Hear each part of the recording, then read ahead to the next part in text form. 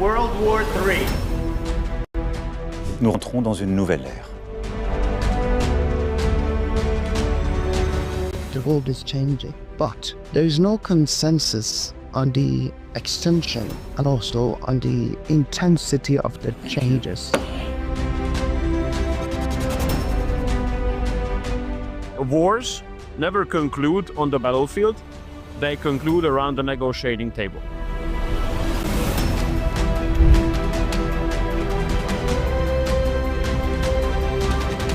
Peace between Armenia and Azerbaijan not only is possible, but is within reach.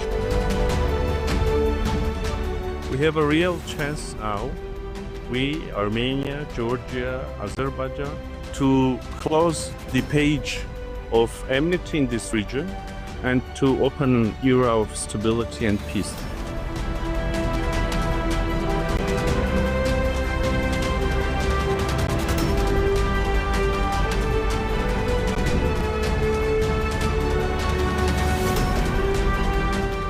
Cooperation is always better than confrontation.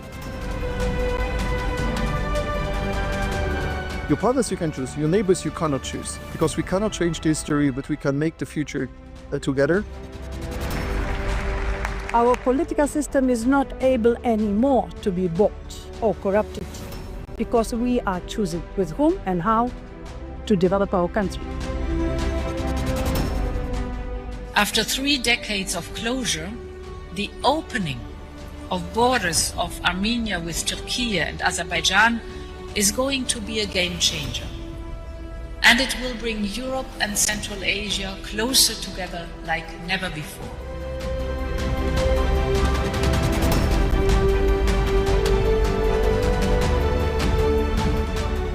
AI is writing the core for humanity in this century.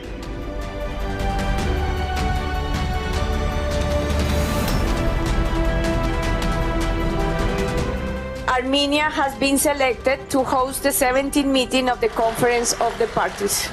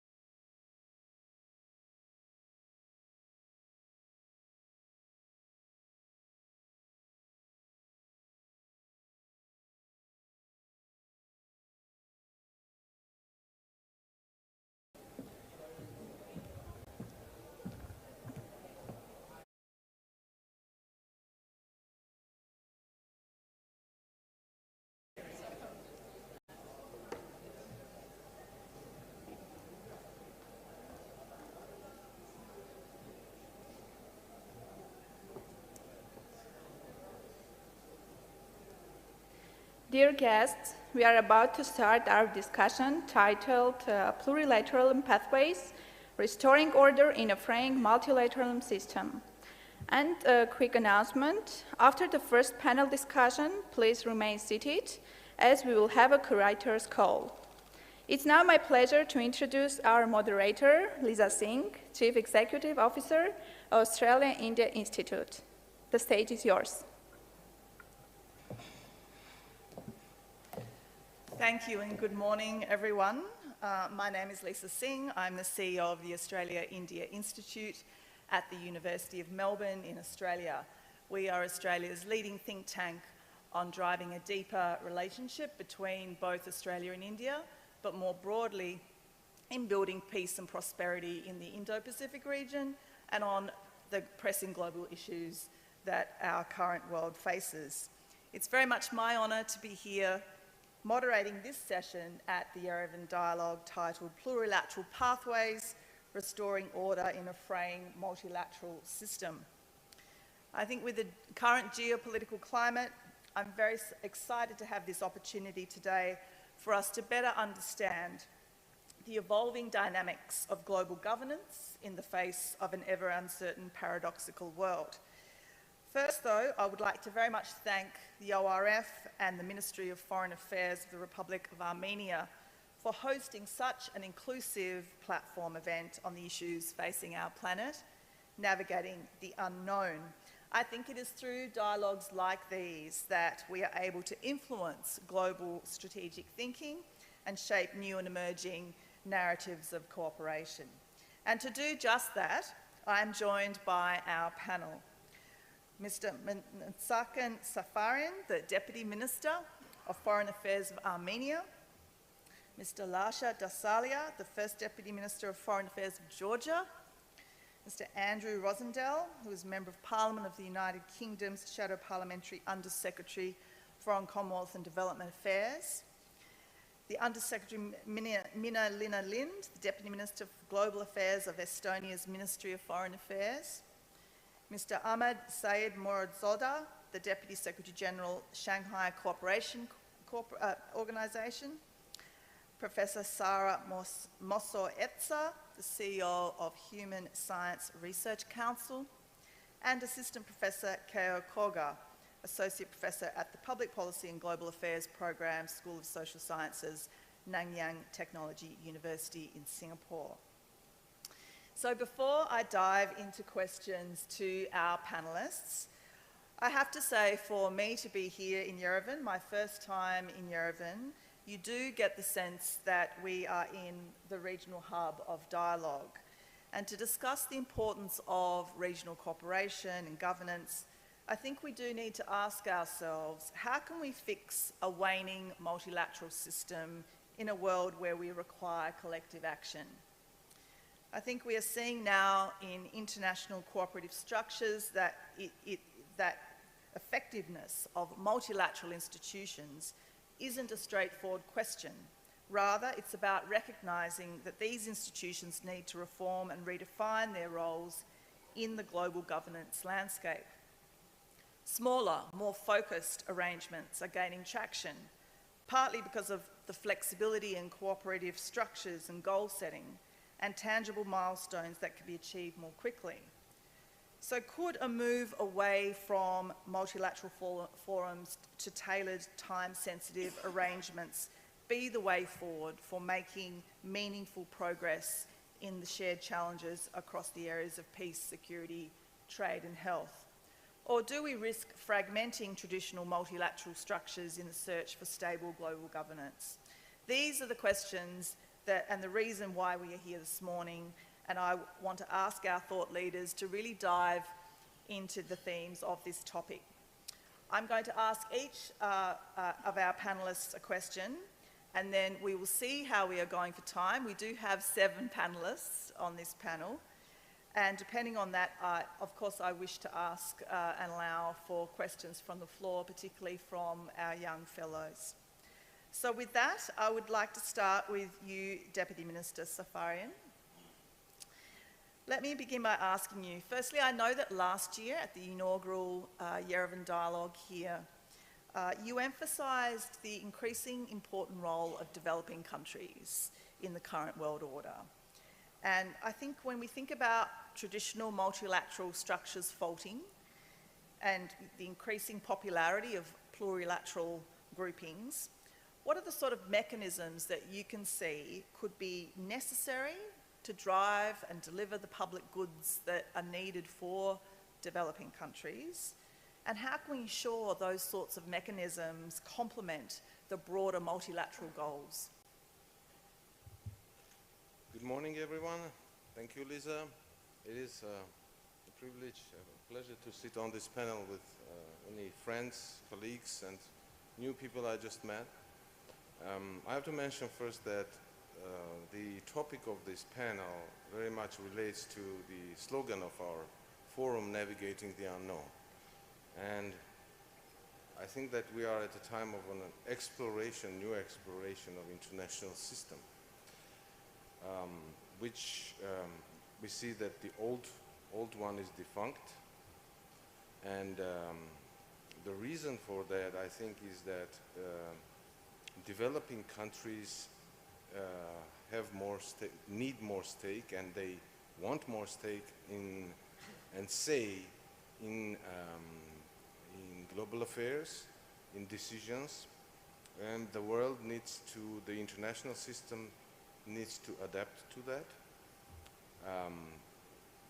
But in the long term, I think that if plurilateralism is effective, it is going to become multilateral again.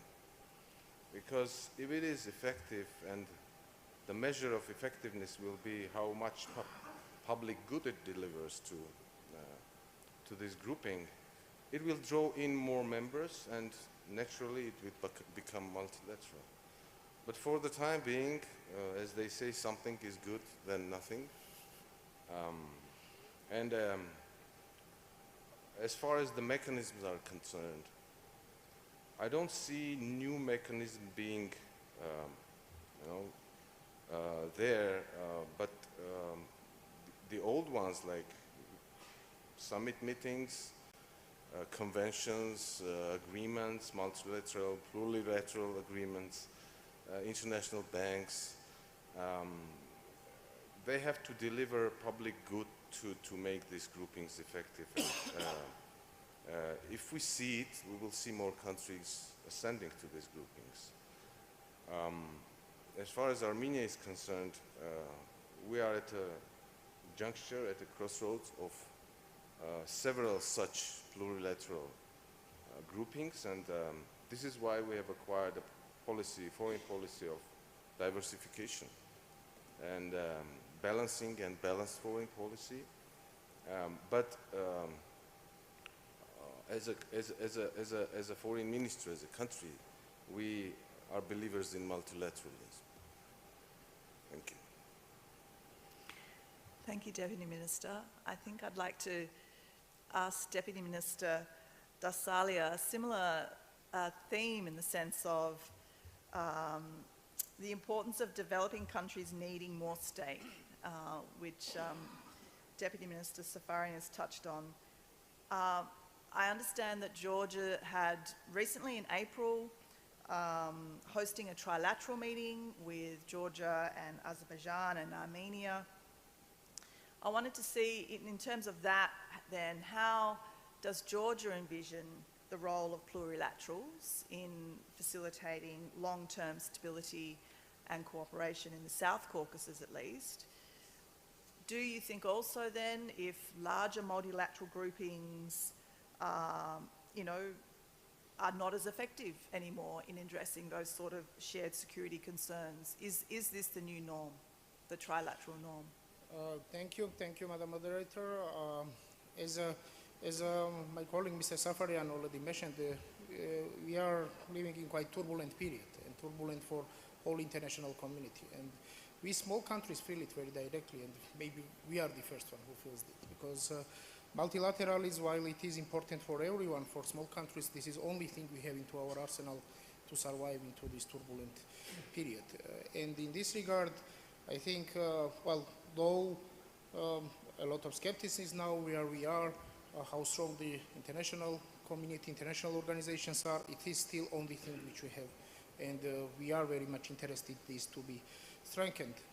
I just want to say that no single country in the world is stronger than international community together. Problem is that we just, as an international community, does not know how to act exactly as an international community. Now, not going into more details regarding the question in South Caucasus, and when referring to the rules-based international order, I want to say that for more than 3 decades we are as independent countries now in this region, and South Caucasus was the example of so-called zero-sum game, when everyone was against everyone, when everyone's considering if he was gaining, someone had to lose. And when referring to last month's meeting, I want to say that maybe this is first attempt when we want to develop win-to-win approach in the region. And not disclosing the details, I'm very pessimistic after this first meeting that we will be able to go in this path. Start was very good, not talking about the details more, but I think that's exactly when we are developing the approach where to find the areas, to find the way everyone can benefit from regional cooperation. And of course, this will be based on general rules we all are adhered to. Maybe I'll stop here and we'll later, if there will be time, have time more to elaborate more through the questions. Thank you very much, Deputy Minister. I think, you know, it'd be good to now, I think, focus a bit on a specific issue when we talk about the landscape of global governance. So, Andrew Rosendale, I'm going to ask you particularly about trade liberalisation, because I know you have an interest, particularly in the UK becoming the 12th member of the CPTPP recently, which obviously we all know as the longest adjective of comprehensive progressive agreement for Trans-Pacific Partnership. But in terms of trade liberalisation, and we think about multilateralism in that space, we've had Trump's assault on the multilateral order through tariffs throughout the world. We've got a whole new agenda now, I think, when it comes to trade and multilateralism. So I was going to ask you in the sense of, you know, with the US's absence in the CPTPP, do you see this sort of plurilateral as pushing out the boundaries of trade liberalisation for the collective good? And therefore, you know, is this the new normal when it comes to engaging on trade on the international stage? So, good morning everyone. Thank you, Lisa. It's a pleasure to be here in Armenia again and to see the incredible success. Nobody told me I had to put the microphone on. Anyway, good morning everyone. It's great to be back in Armenia, and last time I was here was 1999. What an incredible turnaround this country has seen, particularly in the last few years. And it's a testimony to the people of Armenia and the government of Armenia that we now are seeing a country which is coming on leaps and bounds in terms of prosperity, in terms of trade and international cooperation. And I remember in 1990 that our then Prime Minister Margaret Thatcher came to Armenia to open a new school in Gyumri, where there had been this dreadful earthquake in 1988. And it's that friendship and cooperation that I believe Armenia is in a perfect place to promote in the years to come, and not necessarily in a multilateral way, but in a cooperative way between nations. Multilateralism only works if you have strong nation states. If you diminish the power of a nation state, then you actually have much weaker multilateral cooperation. So everything we do globally has to be based on strong nations. And that is why I'm afraid many of the old multilateral organizations that we've grown to accept as the norm are no longer the norm and no longer necessarily acceptable. And that's one of the reasons why the United Kingdom left the European Union. And it's one of the reasons why our focus now is on Britain as an independent nation, striking new agreements on trade and cooperation with countries around the world, but making laws that suit the interests of the United Kingdom. So I would say to all delegates here, but particularly our dear friends from Armenia, that let's not get too bound up with the idea that everything has to be multinational, that actually bilateral cooperation is really more important. You build those relationships, those friendships, those understandings and that cooperation globally. Now, Britain has always done that throughout our history, and we're doing it again today. That's not to say we don't want to participate. The CPTPP has already been mentioned, and that we hope is going to be a vehicle for prosperity and free trade with like-minded countries in the Asia-Pacific region. But ultimately, without a strong nation state, you don't have strong global cooperation, and that's really the message I'd like to project at this conference today. But 3 cheers for Armenia. It's a fantastic country. it's upheld the Christian heritage, and in a very troubled region, I really hope that Armenia has a strong and proud future ahead of it, which I truly believe it will. Thank you very much. Well, thank you very much, Mr. Rosendale. I'd question whether President Trump would think that the US is not a strong nation state, and yet it has withdrawn quite a lot from the multilateral landscape. But let's move on and see if we can come back to explore that a bit further a bit later. I want to ask a question to Deputy Minister Minna Lindh from Estonia, and I think given Estonia's strong commitment to multilateralism, such as through its bid for a seat on the UN Human Rights Council, how do you see plurilateral arrangements potentially enhancing human rights or not enhancing human rights? Thank you so much, and I'm really happy to start by drawing on our host, the Prime Minister of Armenia, the Foreign Affairs Minister of Armenia, who spoke yesterday morning about this very fragile state we are having in the international kind of order. And of course, the problem is that many countries would like to move away from the United Nations. And that is a question, why is that happening? Of course, for us, the main example of what is wrong with that international system is the fact that we have a permanent member of the Security Council, that being Russia, who is aggressor and is already waging a very long war of aggression against its neighbor, Ukraine. So how do you fix something like that? I think, every country is probably looking at it from different angles. What relates to human rights issues, it is the case that if they are not universal, as it should stem from the United Nations, then I think we are weakening the overall system and what we have seen. Of course, it is totally understandable that like-minded countries who are willing to or wanting to pursue different issues come together. Sorry.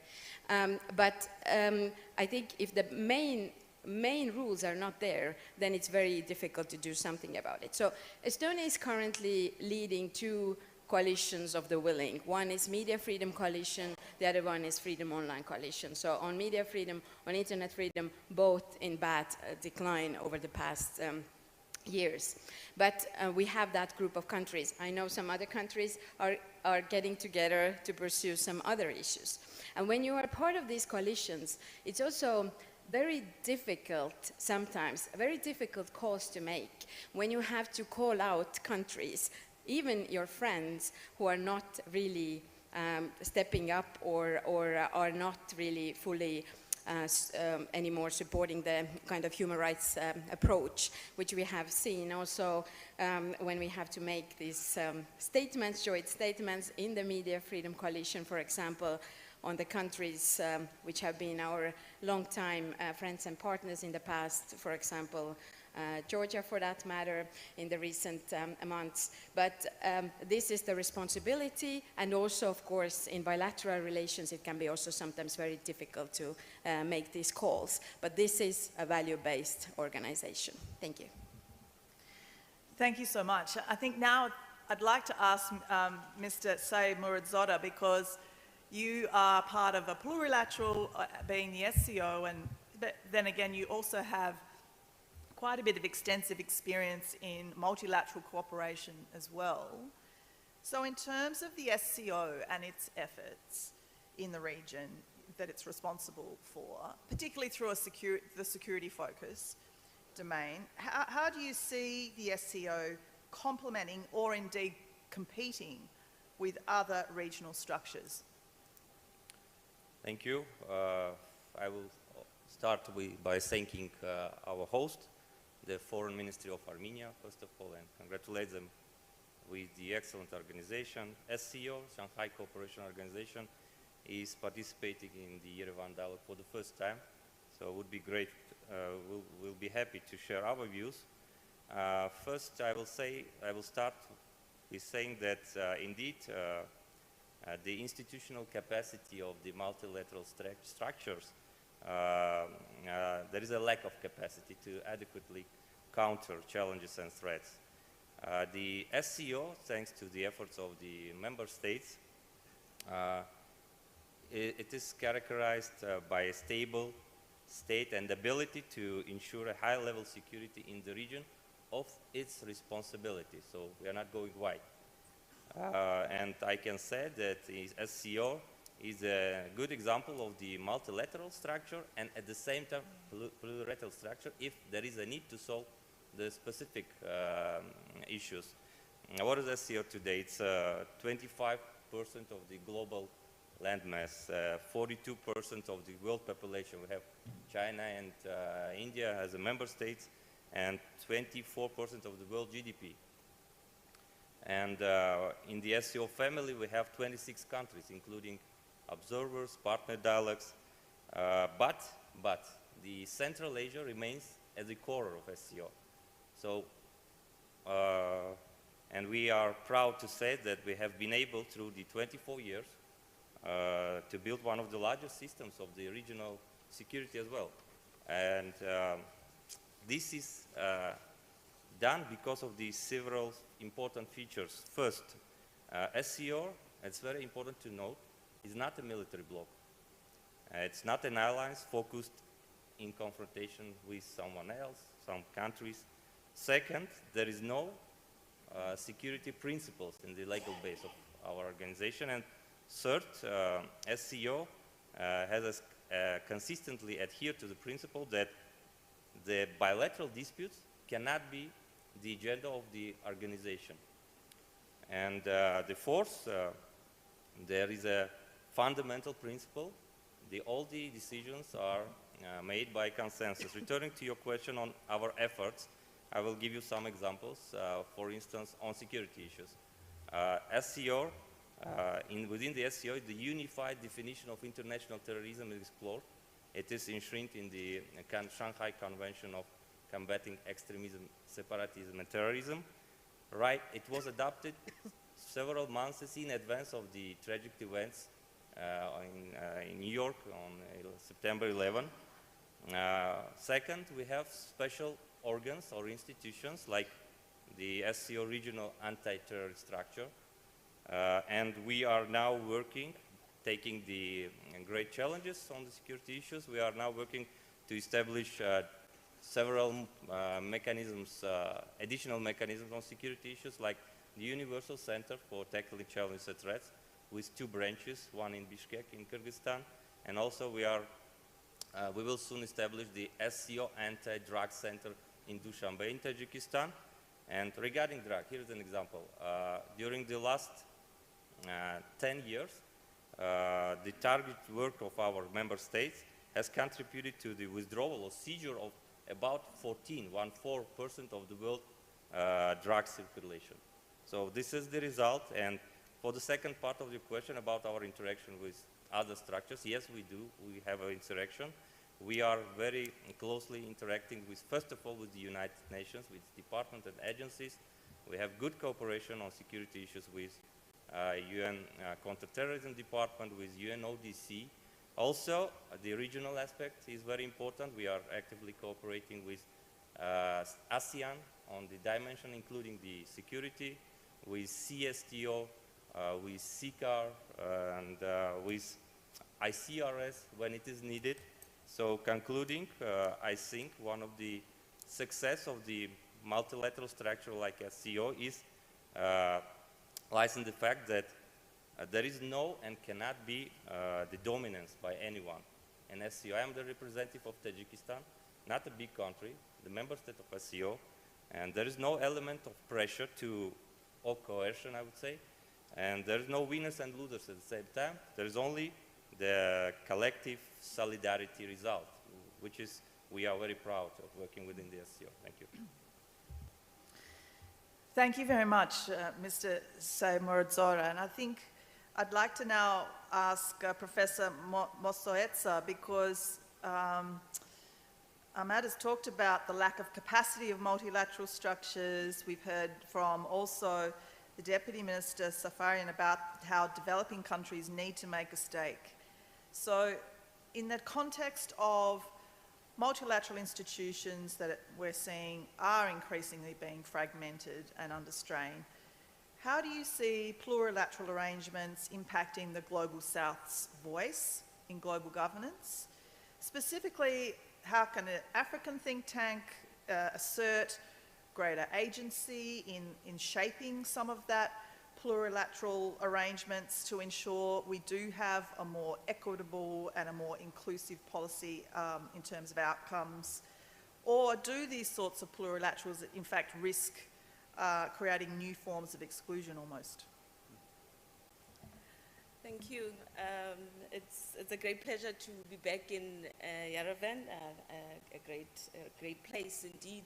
And this time around I've had some time to explore the space, and I spent some part of my Sunday at the National Museum of History. I think what struck me the most about Armenia and the place that we are all in now, it's the history of and embracing the history of genocide.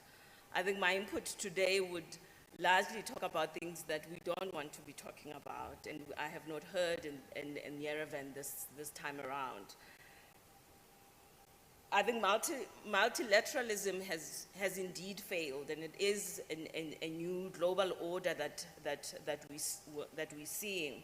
It's the plurilateralism that we are experiencing now and that we should be embracing is, for me, not a detour to multilateralism, but a response to its failure.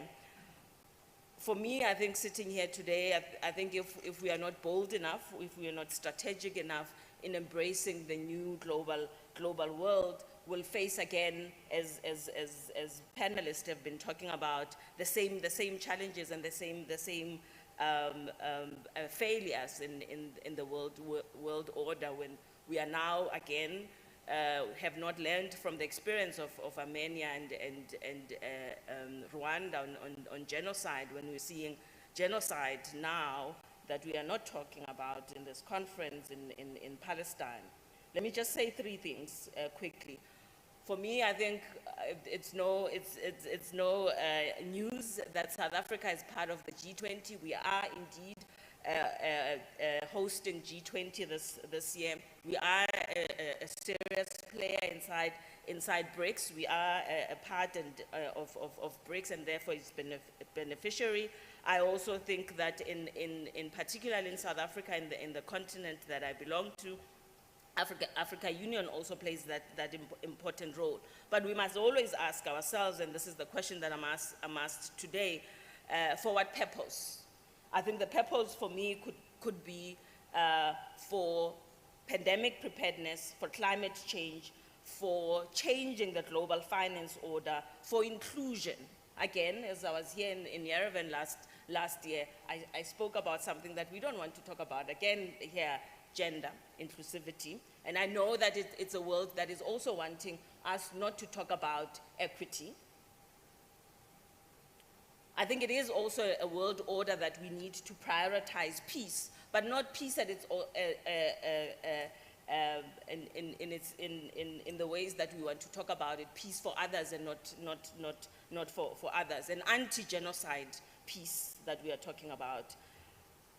For South Africa, at least we want to also talk about an equitable technology governance space. Let me conclude by saying the following from a think tank perspective. South Africa has always been seen not as an innovation space, but rather a space where we do other things, expropriate and do other things. But I think for me, the plurilateralism offers us a space in South Africa and the continent, a world where we are seen as equal players, a world where there is indeed coalition and coalition building and collaboration, and indeed a world where we definitely want to see the institutionalization of science diplomacy. Again, thank you very much for the question and for being here. Thank you very much, Professor Mossoetsa, and for raising some important issues, particularly in relation to gender, I think it gives us food for thought in terms of if we do have a failing multilateral system, who are the biggest losers here? And that's perhaps a question I could do a whole nother round on this panel with, but I'm probably not going to get that luxury of time, because I do now need to ask Assistant Professor Keo Koga. Professor Koga, obviously Sarah's talked about BRICS, G20, we've talked about SCO, there's been a bit of canvassing of plurilaterals throughout this panel so far. I know your research focus is very much on regional institutions in the Indo-Pacific. I guess I want to ask you specifically then how you see plurilaterals working to provide consistency in that region. Do you think there is a possibility for institutional clash? I'm thinking there about ASEAN, and I'm thinking about the Quad, for example. But there could be others. Are we doing that overlaying too much, or are there distinct sort of lanes of cooperation? Thank you very much. Thank you for inviting me to this interesting panel, and I would like to also thank the Ministry of Foreign Affairs, Armenia, and then the ORF for holding this important conference. So regarding to the question about the plurilateralism in the Pacific, I think it's been there for a long time. If you look around in the Pacific institutions, including the ASEAN, Association of Southeast Asian Nations, SCO, and also the SAC and other institutions, they are there. And then always, when we look at that, there's tensions between the regional organizations and also regional organizations and then global institutions like the United Nations. The United Nations actually try to facilitate certain kind of liberal values to the local areas in the Pacific, which is not ready to take. So in that sense, I think the regional institution helps facilitating the kind of creating the bridge between the global institutions and also regional institutions. And that's what the Association of Southeast Asian Nations, ASEAN, actually did in the past. So obviously there is a clash, but then what I actually want to emphasize here is that those kind of relationships are pretty much evolutionary. When they actually talk to each other, when they actually coordinate policies, find out the area of cooperation in particularly the non-traditional security issues, social, cultural, or socio-economic development, they could actually have the area of cooperation. And this is what the ASEAN and then the Quad actually achieved.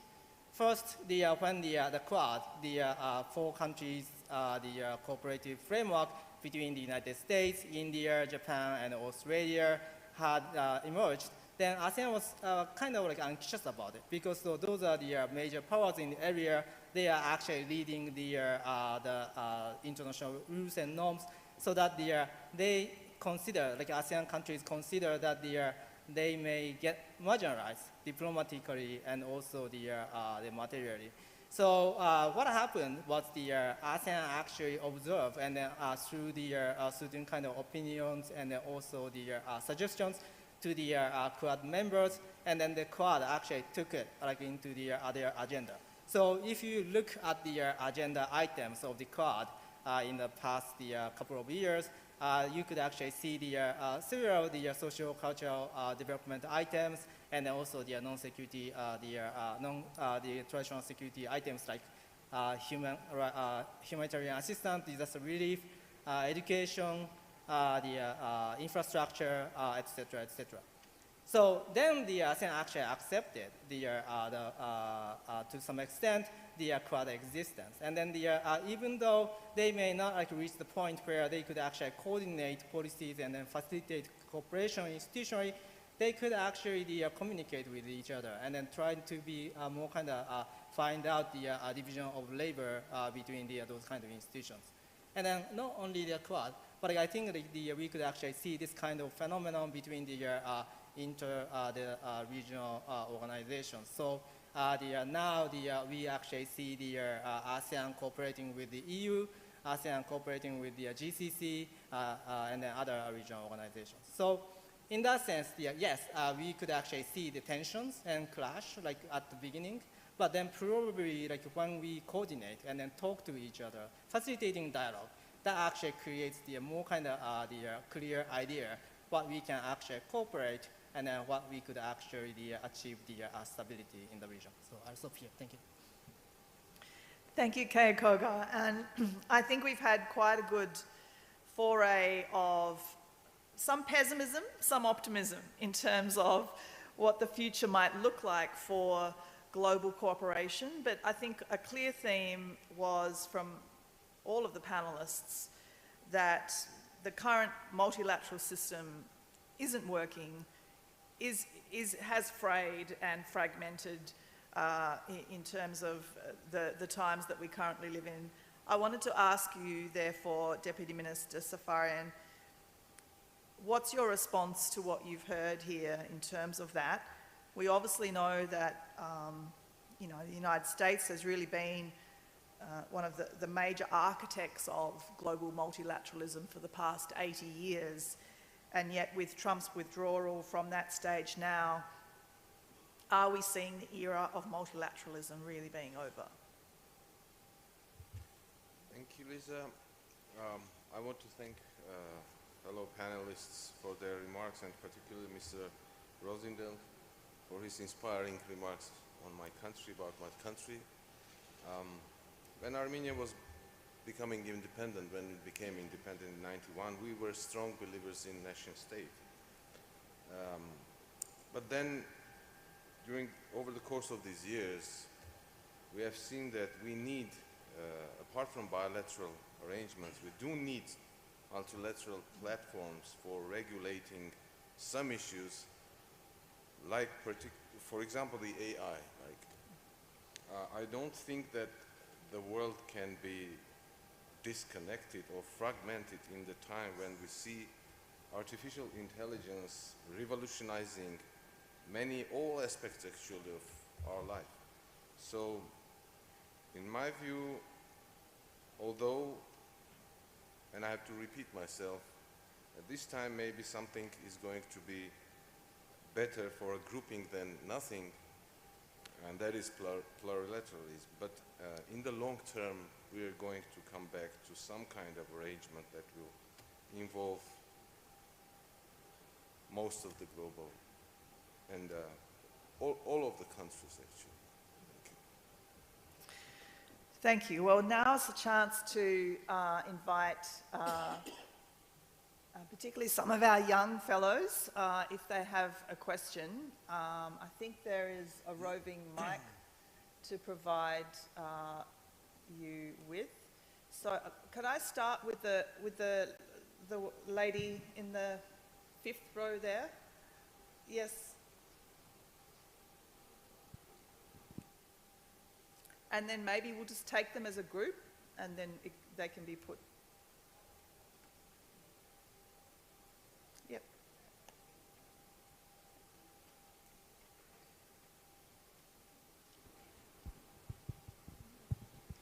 Thank you. My name is Aisha Banerjee. I'm from India. Mr. Rosendale spoke about bilateralism and forging stronger relations. My question is related to that. It's on similar lines. In India, our conversation has now shifted to interest-based alliance or issue-based alliance, or what we call multilateralism. So I wanted to know your thoughts on that. Do you see it as a more realistic or, dare I say, effective framework for the future? Thank you.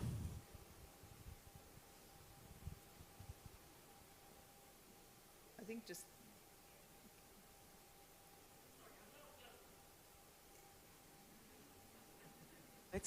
Hi there, my name's Rupa Huck. I'm a Member of Parliament from the UK, so I know Andrew Rossendale very well. My question was about aid cuts. I don't think I heard it from any of the panelists, but it's another, obviously, withdrawal from multilateralism. The US aid cut is well known. that's with immediate effect, I think, suspension of all operations. We've seen in Gaza the aid blockade for quite a long time. I think it's partially restricted, softened now. So my question was really, with this other dimension of the withdrawal from multilateralism, are we seeing government by focus group? Because presumably these things are being done because the general public thinks, why are we chucking our money away at these people? And I've seen from my own inbox, the British public are very sympathetic towards the Gazans and the aid cut there. So just a comment on aid. I understand that aid cuts across the Western world are fairly common now with the move towards defence spending. So just I wondered what the panellists thought of aid cuts. Okay, we've got time for one more.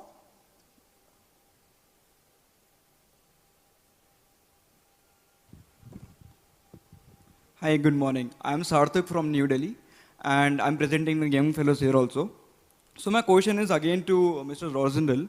So given the recent UK-India FTA and UK's accession to the CPTPP, do you believe this could encourage India to consider joining the CPTPP, particularly as a strategic response to Trump tariffs?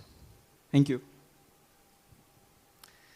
All right, thank you. We've literally down to the wire, so I think we'll take that one from the gentleman here. His hand was up first, and then we'll put them. We might start with you, Andrew. Thank you very much. As a young fellow from the Dominican Republic, I am increasingly convinced that our region's shared multilateral responses have not been enough.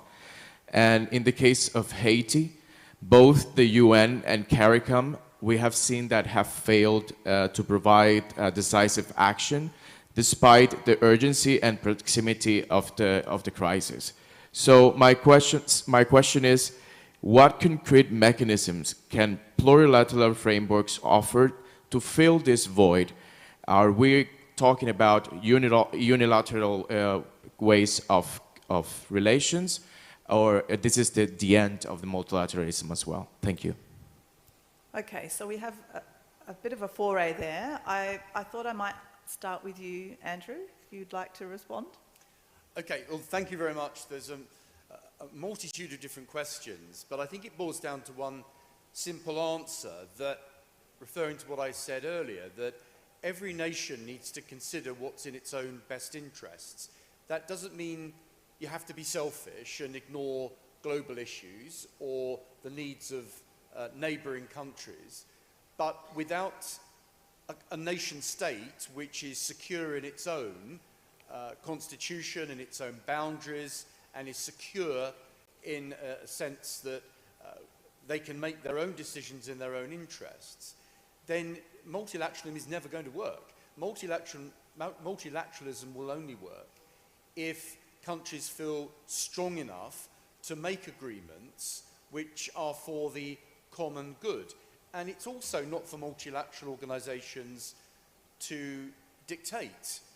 What I think has happened across many of these organisations, the UN is a great example, European Union is another good example, of how these organisations have become a law to themselves, and they have been infested by bureaucrats and people that have their own agendas over and above the interests of the component nation states. So I would say that yes, it's important. Mentioned about India maybe joining the CPTPP. That's a matter for India to make its own decisions about what trading arrangements it wishes to make. But India must do what's in the interests of India, the same as Britain will now do, I hope, in what is in the interests of the United Kingdom. Now, Rupa mentioned about aid, and certainly the UK has slashed the money we're spending on aid, and the United States have effectively cancelled it.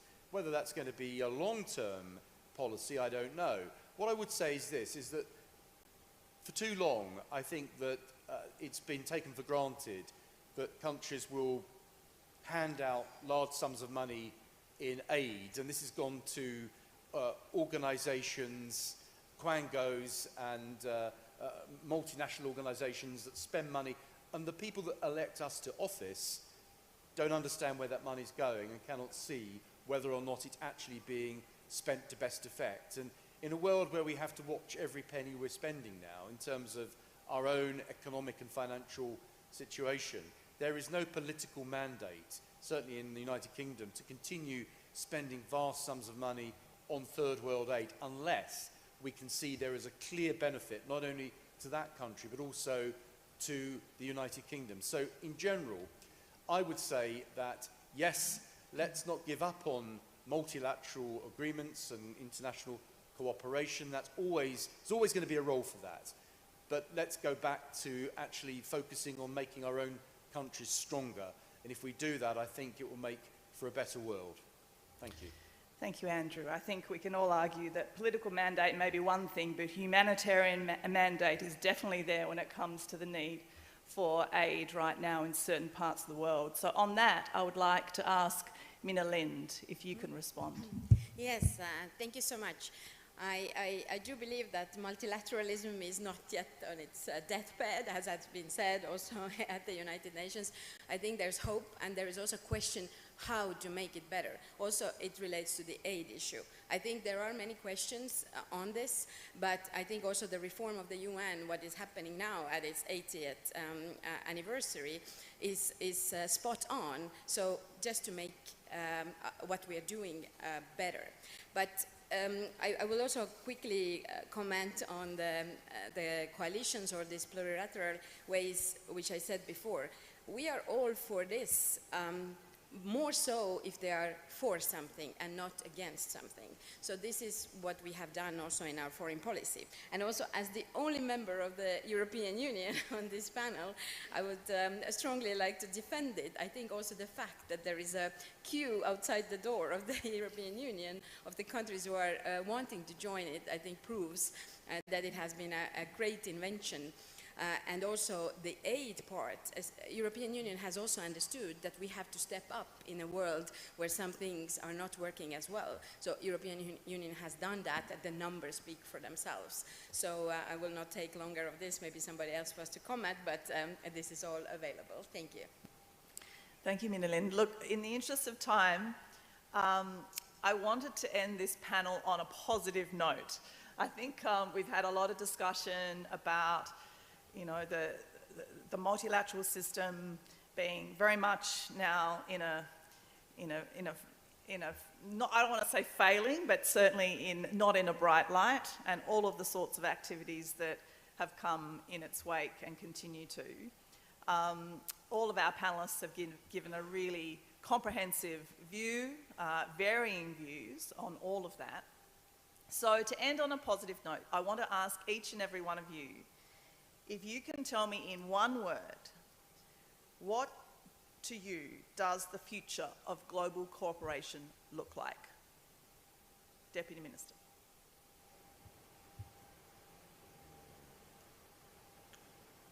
Navigating together this unknown. Not in one word, but... The theme, perfect. Deputy Minister. I'll answer in 2 words. First, what it does not look. So, and here during the panel, I was hearing several things. And first of all, for me, regional cooperation is not against international cooperation. This is part of it. And second, for me, it was interesting listening to the questions, but we still are asking questions, which is normal, and that we still are asking questions from perspective of our own interests, let's say. Interests are important, but there have to be interest, multilateralism to be strong together. I believe it is, but and again, national interest never is against international interest. It's just part of it. Thank you. Andrew, future of global cooperation? Well, national independence has to come first. But secondly, if you've got your national independence, you're free to cooperate globally, whether it's trade, whether it's cultural cooperation, military cooperation. You can do that, but you have to firstly have a strong, independent country that can make its own decisions in its own interests. Once you've got that, globally, you can bring countries together where there's something in common. But we can't all be the same. There isn't like one template for all countries to follow. There is not one prescription for a successful nation. Every country has to develop in its own way in an evolutionary fashion and not be dictated to by multilateral organizations that think they know best. Sarah? Sure, a lot has been said. You said one word, but yeah, there's Everyone's struggling to give me one word. Firstly, I think we, at some point, we need to agree on the discussion on what we are now calling aid, and its history and the political economy of what we're calling aid. For me, I think it is about global equality and global world peace. Thanks. Thank you. Ami? Well, thank you. I will respond from the angle of regional organization. In the circumstances where we see the multilateral structures, the ability of them to withstand crisis is decreasing. There is a necessity to strengthen the institutional capacity, which is very important, should be based on the real assessment of the situation in the ground. I agree with our colleague from UK. Less bureaucracy, more actions. I think this is the response. Thank you. Minalina? Thank you. So I think the answer was already in the question, cooperation, I would say, but I think the main thing is what it needs is political will, and I think that's what we are often lacking. Thank you. Okay. Yep, thank you. Just quickly, I think the multilateralism is going to be more focused on the region. Obviously, the national strength is really important, but then I think in order to facilitate that, they have to actually have a cooperation with the neighboring countries. And then that actually regionally focused, the coordinated and also uncoordinated cooperative frameworks going to be proliferated. And then how we could actually deal with that actually depends on how we could actually negotiate with each other. Thank you. Okay, thank you so much, and please thank all of our panellists. That's the end of our time. A big thank you to Deputy Minister Safarian for the Republic of Armenia hosting this really insightful dialogue, and for this particular panel, it was a pleasure to moderate all of you. So thank you very much. Pleasure is all mine.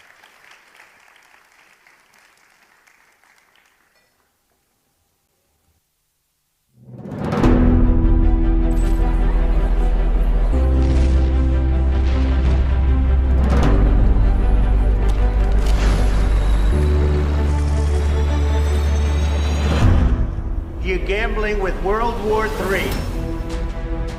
Nous rentrons dans une nouvelle ère. The world is changing, but there is no consensus on the extension and also on the intensity of the changes. Wars never conclude on the battlefield, they conclude around the negotiating table.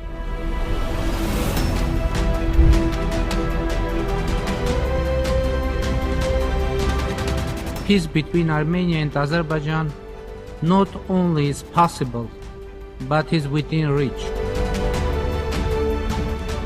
We have a real chance now, we, Armenia, Georgia, Azerbaijan, to close the page of enmity in this region and to open an era of stability and peace.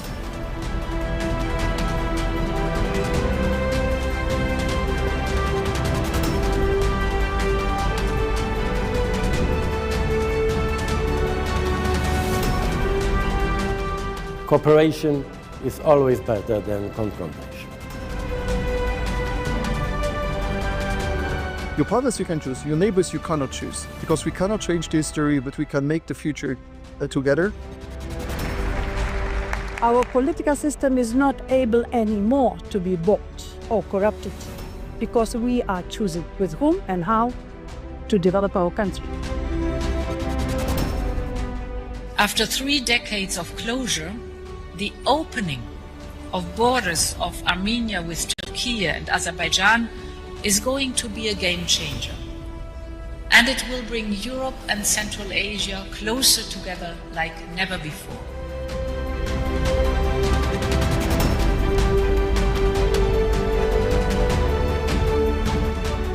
AI is writing the code for humanity in this century.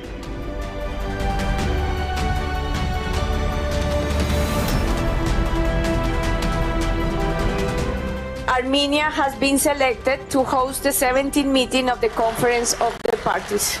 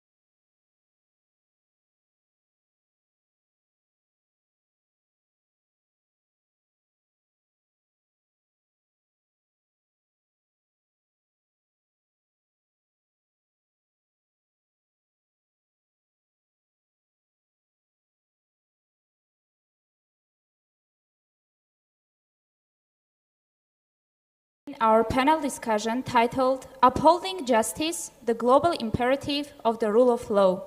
It's my pleasure to introduce our moderator, Sheila Pailan, international human rights lawyer and senior legal consultant, United Nations. The floor is yours. Thank you very much. Good morning, everyone. Thank you all for joining us today. I know it's the second day, but we are going to do our best to make this as fun and interesting a conversation for you all. This is really a hot topic. I mean, I'm not biased as an international lawyer to say that at all, but it really is a hot topic these days when we're seeing growing global instability, a crisis of accountability, and an alarming rise in authoritarian influence that really is testing the strength of international legal institutions. I have spent most of my career working for UN-backed international criminal tribunals, so it's no secret that I'm a firm believer in the value and the power of international law. But I have to say that in the last 4 to 5 years, especially which coincides with the amount of time I've been living in Armenia, I have never been asked the question more often, does international law really matter? And does human rights, do they really matter? Does it even work? Which is why I'm even more excited to be the moderator on this panel today, because I don't have to answer the question for once. I can pose these questions to my panelists and let them carry the burden. But anyway, the consistent answer I would always give in basic questions like that is a very obvious yes. Of course they matter, of course they work. But to be fair, the cynicism is not unfounded. There is an important body of scholarship highlighting a growing trend of authoritarianism in international law, where powerful regimes are increasingly shaping, or rather weaponizing, international law to serve their own interests. And those interests are not always morally or ethically sound. This will often involve, for example, you'll see this with an overemphasis on the principle of sovereignty, regime protection, national security, typically framed as self-defense at the expense of core international principles, with the laws of war tending to be the most egregiously thrown out the window. And we can really now see nowadays how powerful states are pushing back hard against international accountability mechanisms. Countries like Russia using the veto power to wage an illegal war of aggression with impunity, or even the United States imposing sanctions on the International Criminal Court for issuing arrest warrants. But it's the smaller, more vulnerable states that really rely on these very mechanisms to protect their sovereignty and their security. Armenia has turned to the International Court of Justice and has joined the International Criminal Court in efforts to peacefully resolve and peacefully address serious grievances with some of its neighbors. Countries like Vanuatu and other small, tiny microstates are also going to platforms like the International Court of Justice to lead global efforts on climate change because their very existence depends on somehow preventing rising sea levels from erasing them and wiping them off the face of the earth. For these countries, and there are so many more, the international rule of law it's not abstract, it's not a nebulous, cloudy thing. It's an actual, literal lifeline of defense, and it levels the playing field in a world that is tilting towards, dangerously towards the might is right principle prevailing. So the rule of law offers protection. It is not just about post-conflict justice. It's about preemptive credibility. It's about deterrence. It's about a framework in which sovereignty can be asserted without force. And that is a world I want to live in. But how does that work in practice? That's what we're here to talk about today. And for this, we are joined by 4 absolutely exceptional individuals whose work represents different facets of the global architecture of international law, from national prosecution to transnational coordination and international institutional administration to strategic foreign policy. I could not dream of having a better composition for this discussion than the panel that we have right here, right now. So let's begin. I should stop talking. I just love becoming a co-panelist, but I'm not supposed to do that. My first question is for Madam Prosecutor General. Can I just say I love saying that because she is the first Prosecutor General of Armenia, female. She's the first female Prosecutor General of Armenia in an institution that is over a century old. So we're very honored to have you with us today, and it is my great honor to ask the first question to you today. In light of Armenia's recent ratification of the Rome Statute and its increasing engagement with international legal institutions, how do you see the role of international justice, not just in addressing past violations, but in fortifying and strengthening Armenia's sovereignty and deterring future aggression through the legal system? Thank you. Dear participants of the Yerevan dialogue, dear Madam Chair of the thematic session, my dear Sheila, dear all, indeed, ratification of Rome Statute is a legal milestone. It is a clear expression of Armenia's commitment to the principles of accountability, justice, and the rule of law, both domestically and globally. It is also a sovereign decision taken in the light of evolving security and legal landscape facing.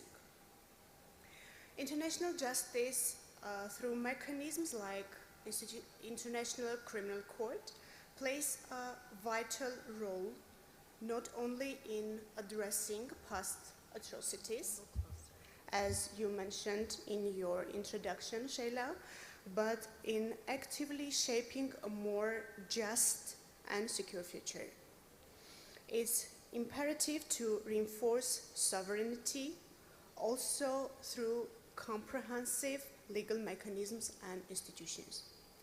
For Armenia, this engagement strengthens institutional resilience and reinforces the message and even manifestation that impunity is no longer an option for anyone and anywhere. A modern state sovereignty is not only protected by its borders and armies. It used to, but now it's the main challenge. And it also needed to strengthen the legal mechanisms and institutions. Legal tools shape legal strategy, create security architecture to proactively guard against and respond to evolving threats. As Prosecutor General, and you mentioned first female Prosecutor General, I see it as our duty to ensure that Armenia does not only participate in international justice. I want the Prosecution Office be involved in active shaping and upholding the standards, integrating international principles into our prosecutorial practice, into our legal reforms and institutional culture. I want to mention that since ratification of Rome Statute, it was indeed, and I will repeat, a milestone in legal reform of Armenia. The Prosecutor General's Office undertook several steps. We want to ensure that we are in comply of the process, so we ensure the compliance of the framework, the legal framework. Then we started bilateral meetings and dialogues with our colleagues from ICC. We continue the capacity buildings activities, and we enhance, for sure, the bilateral cooperation with the prosecutor's office. And the evidence of my mention is our participation in Eurojust and active dialogue with ICC, which we continue now within the scope of Yerevan dialogue. I want to mention that our engagement with international justice is not just about addressing the past. It's about safeguarding the future. It is a manifestation that Armenia stands with a community of nations that believes justice is the most powerful shield for peace, security, and sovereignty. Dear participants of Yerevan dialogue, prosecution and prosecutors are at the forefront of the fight for justice despite the significant challenges they are facing while fulfilling their obligations. It's not about Armenia only. It's an overworld and also including European partners challenge. Public prosecutors navigate complex legal landscapes and issues, ensuring that prosecution is conducted in line with international standards. The commitment of the Prosecution Office of Armenia is vital and instrumental for preserving public confidence in law, justice, and which is more important, the upholding of justice. So, as you mentioned, Shayla, I was following your word that justice is not an abstract. It's not an abstract aspiration. It's a discipline. It's duty and direction. The law is compass and accountability is the path that ensure we do not lose our way. So Rome Statute and the broader framework of international justice remind us that legality must be the language through which the world addresses harm, resolves conflicts, and protects human dignity. That's the path of Armenian Prosecutor's Office as well. So let us be reminded that justice must not only be done. It's the main challenge of prosecution offices worldwide. It must be seen to be done, and seen boldly, independently, and fairly. This is the burden and the honor of prosecutors. So prosecutors, as the guardians of legality, continue to ensure that the force of law always prevails over the law of force. And I don't want to move on with these issues. I want to give more space for questions. I suppose we are going to have questions and answers, and I stand ready to address any questions you may have concerning the path of prosecutor's office within the scope of new challenges. I mean, both negative challenges and positive challenges as well. So I will stop here to give more floor to my distinguished colleagues. Thank you. Thank you so, excuse me. Thank you so much, Madam Prosecutor General. I dream of the day where I see Armenian prosecutors in the ICC courtroom, judges as well. I'm going to get the registrar. No, I'm kidding. We are extremely honored to also have the registrar of the International Criminal Court here with us today. Also, I mean, when I was a student, I wouldn't even be able to dream of being in the presence of this kind of esteemed colleagues, but I get to now probe questions from you. Mr. Zavala-Hilaire, as registrar of the ICC, you are obviously deeply familiar with the operational demands of ensuring that justice is accessible and effective. What steps are the court and its states parties taking, and what further steps should they be taking to ensure that small and medium-sized states can turn to the ICC as a means of protecting their rights and preventing violations of international law? Well, first of all, allow me to thank you and, of course, thank the distinguished panelists and the organizers, the government of Armenia. It is truly a privilege to join you all here at the Yerevan Dialogue as part of this panel on the global imperative of the rule of law. To reflect on what I think is one of the defining challenges of our time, which is the resilience of international law at the international legal order in the face of growing political strain.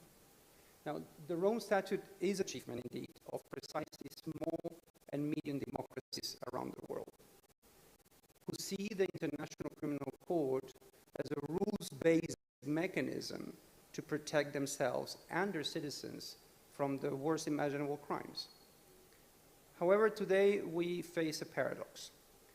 On the one hand, international law has never been more developed, has never been more codified, has never been more accessible.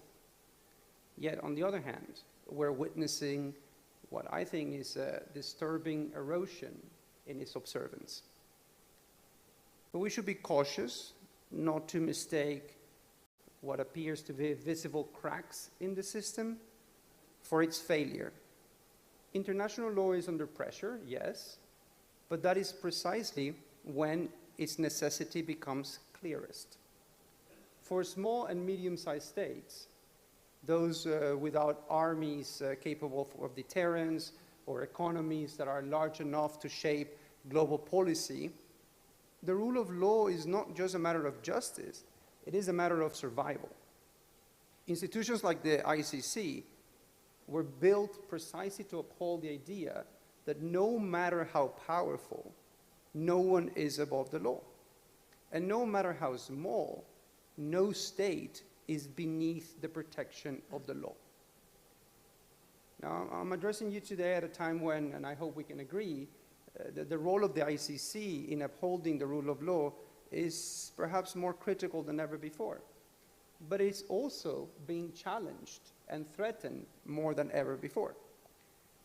And we find ourselves at a crossroads. The ICC is under pressure, not only from those who would seek to discredit its investigations or sanction its officials, but from what I see as a broader erosion of respect for the rule of law. I believe the stakes are high, not just for the ICC, infrastructure that underpins peace and security in the world. Multilateralism was once the glue of the post-war cooperation and is now under stress. Institutions that were built on the ideal of multilateralism are being tested. At the same time, the desire for accountability, especially in the wake of atrocities some were witnessing, is not waning, it is intensifying. And the ICC stands at the confluence of both shifts that are happening right now. As the court's reach and its efforts continue to grow, as we continue to make strides in fulfilling our mission, who does resistance from those who seek to undermine international justice. Such resistance has included, as you were mentioning before, the implementation of sanctions against court officials by one state, the issuance of arrest warrants by another state against judges and the prosecutor of the court, as well as a highly disruptive and sophisticated cyber attack that targeted our institutional infrastructure a little over a year ago. I see the ICC as being, in many ways, the last major institution created during the multilateral zeitgeist of the 1990s, conceived not by great powers, but by small and medium-sized states, who precisely placed their faith in the law. We must not allow a return to pre-World War II logic, a time when aggression went unchecked, atrocities went unpunished, and the power eclipsed the principles and the imperative of peace. Rather, we need to protect the international legal order, the legal order that we have built over decades. And in fact, we need to continue to strengthen it. And the way forward, I believe, is twofold. First, we must resist fatalism. The erosion of respect for law is not irreversible. Many states have continued cooperating with the ICC, even when it's under pressure. The ICC is very much alive today and it's functioning, and states continue to resort to the court. In fact, just a couple of weeks ago, Libya accepted the jurisdiction of the court under Article 12.3 of the Rome Statute. Our states parties and those states who cooperate with the court understand that standing with international law strengthens their own sovereignty. This is, in fact, a big opportunity that is hidden in this crisis, and is the opportunity to renew and strengthen international law on the basis of more equal engagement from all states around the world, who are indeed more engaged than ever with international law and international judicial institutions, as we're seeing in the case of Armenia. Second, we must continue investing in legal institutions, nationally and internationally, including special courts and tribunals, not only by funding them, of course, but by defending them, defending their independence, strengthening their procedures, and ensuring that they remain transparent, fair, and accessible. Because the legitimacy and credibility of global justice must be earned every day. And in that regard, I think it's important to recognize that despite the current challenges, states continue to place their faith in the importance and necessity of the ICC and its mandate, as demonstrated by Armenia joining and becoming our 124th state party in 2023, as well as Ukraine, our 125th state party in 2024.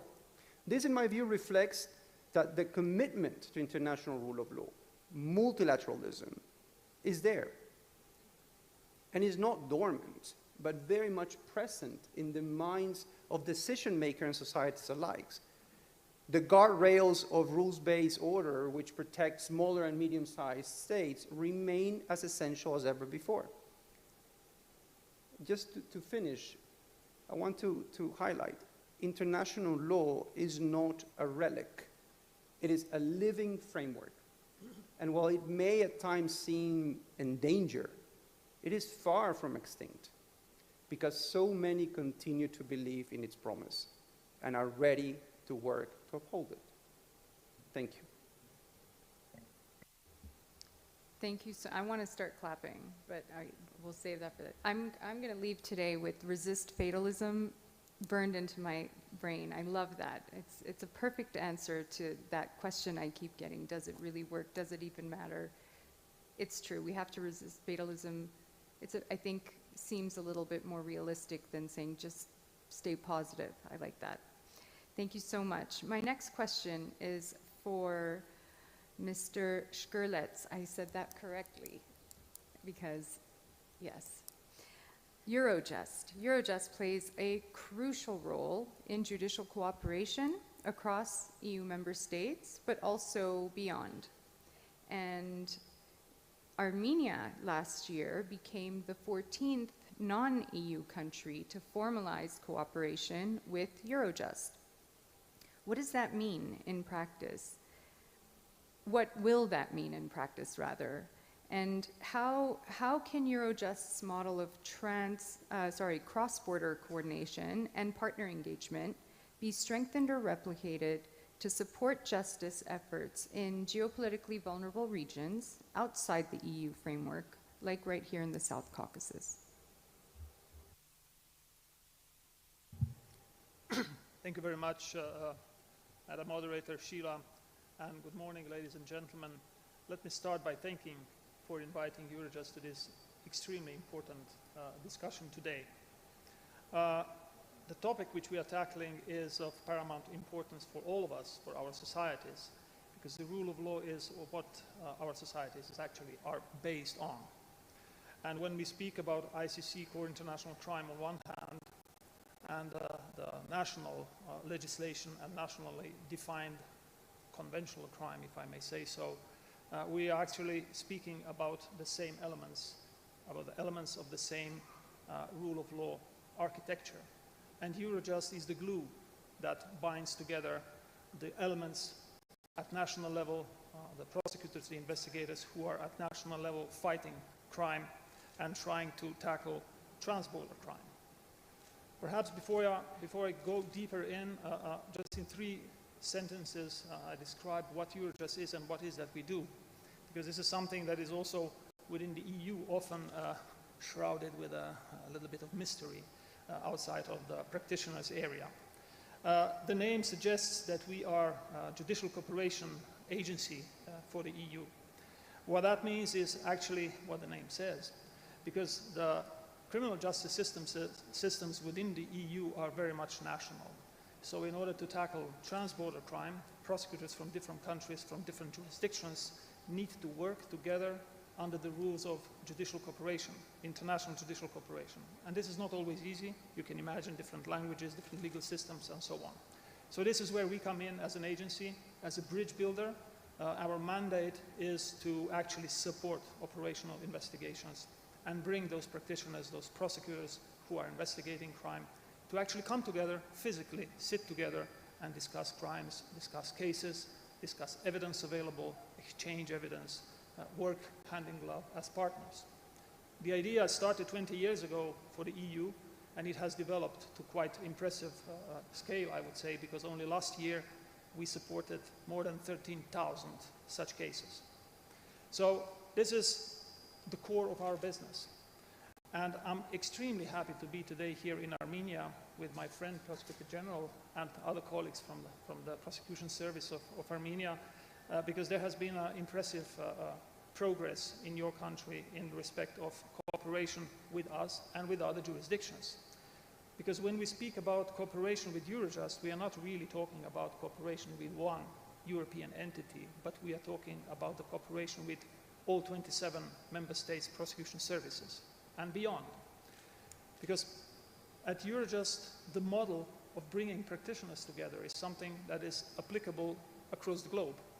And this is precisely what we are doing with our outreach toward partners in non-EU member states. And I'm proud to say that presently we have 39 countries permanently represented by liaison prosecutors and prosecutors in The Hague. So that means that a family of 39 people meet together regularly. We have developed collegial ties, and fighting crime in those 39 countries is actually happening at the quality level which is totally comparable to the level which we have achieved within the EU. And I'm happy to say that Armenia, as it was already mentioned by our moderator, is the newest member of this family with an international agreement signed. And that's quite an achievement, because I think in recent 4 or 5 years there's only been 2 signed agreements with Eurojust due to the complexity of the bureaucratic process, I may say, within the EU. But achievement is definitely there, and we are looking forward to soon welcome liaison prosecutor in our premises in The Hague, because that would bring totally new dimension of options for cooperation for prosecutors in Armenia. Now, in the world that we live, and we have heard about the challenges which are presented to the rule of law in form of pressures against judicial bodies, even transnational, international judicial bodies such as ICC, it is important to keep in mind that attacks on such institutions are not only attacks against the courts or specific tribunals. They are actually attacks against the basis of on what our systems are based on. Because the rule of law in our democratic societies is the cornerstone of everything. Without rule of law, there is no predictability, there is no legal certainty. And if there is no legal certainty, there is no economic prospect. And we have seen many times in the past that if the legal system and the rule of law disintegrates and decays, so do the societies. Sometimes this decay takes longer, sometimes it happens quickly, but it happens inevitably. This is why we need to keep in mind that preserving and protecting the rule of law is imperative that we all have to follow. And this is why we, as a European Union, for sure need to defend institutions such as ICC, but not only ICC, also the recently announced new tribunal for the crime of aggression, and all the other judicial bodies within our respective countries. And to conclude, perhaps trying to frame the answer to your question, what does that joining Eurojust and closer cooperation in this agency would mean for Armenia and Armenian prosecutors? Let me phrase it this way. By joining Eurojust, you're actually joining the international community of professionals, of professional judicial officials. This is not a political organization. It is very much hands-on prosecutorial and judicial organization. And by joining this community, also the prosecution service of Armenia will become stronger and will have better chance of fighting crime in Armenia and beyond. Thank you very much. Thank you so much as well. And I hope that, I hope that for anybody who may have been questioning it in the audience before or later when you watch a recording of this, this is what the building blocks look like. When we ratify the Rome Statute or join Eurojust, and then the question comes to me, well, we did that, and what does that bring us? What has that brought us? They're all part of the building blocks. They build upon each other. Justice takes time. But without these integral parts coming together, and I'm sure that Eurojust and the ICC work together as well. So this is all part of the fabric, the threads of the fabric that together create that robust